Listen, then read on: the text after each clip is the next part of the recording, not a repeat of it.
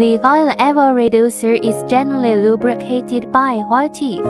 Be sure to refill to the specified position before use and replace regularly.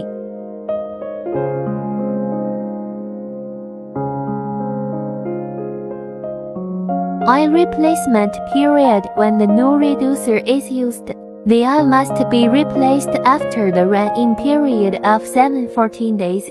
The new oil must be replaced twice when it is used for 3 months. In the future use of the process and regular inspection of oil quality, it is necessary to replace the deteriorated oil containing impurities, pollution, or decomposed or aged at any time.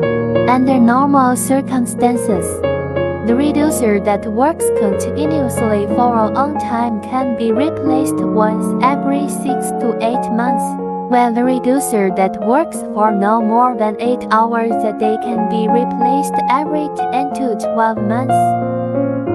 The new oil replaced must be the same brand as the original oil.